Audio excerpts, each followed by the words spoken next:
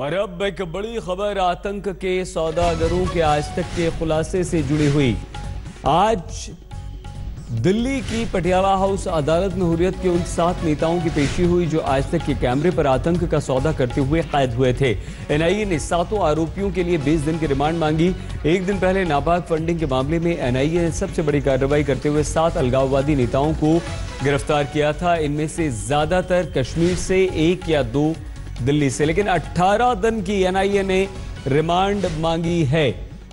पूनम हमारी संवाददाता इस वक्त हमारे साथ है। पूनम, बताइए क्या क्या कुछ हुआ अदालत में?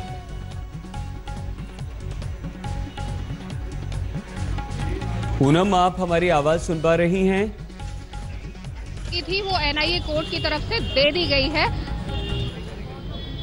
बिल्कुल, मुझे आपकी आवाज मिल रही है। आपको बताना चाहेंगे कि 18 दिन की जो रिमांड मांगी थी एनआईए कोर्ट से, वो पटियाला हाउस कोर्ट ने 18 दिन की रिमांड इन 7 को लेकर दे दी है। यानी 18 दिन की रिमांड में अब ये पुलिस कस्टडी में रहेंगे 7 सेपरेटिस्ट। और एनआईए की तरफ से बताया गया है, जो ऑफिसर्स थे या जो लॉयर थे उनकी तरफ से बताया गया है कि अभी बहुत सारी और फंडिंग से जुड़ी हुई जो जानकारियां उनको मिली हैं, उनको डेवलप करने के लिए इनको अलग अलग जगहों पर ले जाया जाएगा और इसके लिए इनकी प्रेजेंस जरूरी है। लिहाजा कोर्ट की तरफ से इनको 18 दिन की रिमांड दे दी गई है।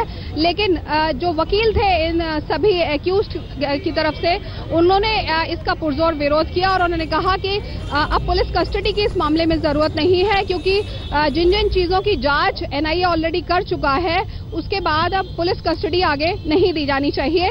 दोनों पक्षों को सुनने के बाद लेकिन एनआईए कोर्ट ने 18 दिन की रिमांड इनको आज मिल गई है और अब 18 दिन के बाद दोबारा कोर्ट में इन सभी को पेश किया जाएगा और देखना होगा कि इन 18 दिनों के दौरान जब ये पुलिस कस्टडी में रहेंगे तो एनआईए के पास मुमकिन है कि कुछ और पुख्ता जानकारियां हों और इस केस से जुड़ी हुई तमाम फंडिंग से जुड़ी हुई तमाम जानकारियां एनआईए कोर्ट को दे सके और जो इस केस के लिए बेहद महत्वपूर्ण होंगी।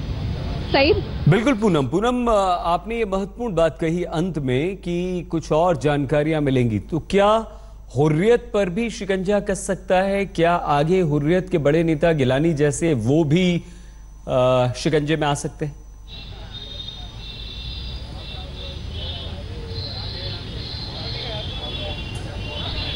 मुमकिन है कि ये भी हो, क्योंकि 18 दिन की रिमांड अमूमन जो एनआईए की तरफ से दी नहीं जाती है। अगर इस केस में दी जा रही है तो इसका सीधा सा मतलब ये है कि एनआईए और उनके वकीलों ने कोर्ट को पूरी तरह से कन्विंस कर दिया है कि अभी तक जिस तरह के सबूत उन्होंने जुटाए हैं, उसके बाद ये जो पूरा रैकेट है ये और बड़ा हो सकता है, इसमें कुछ और बड़ी मछलियां शामिल हो सकती हैं।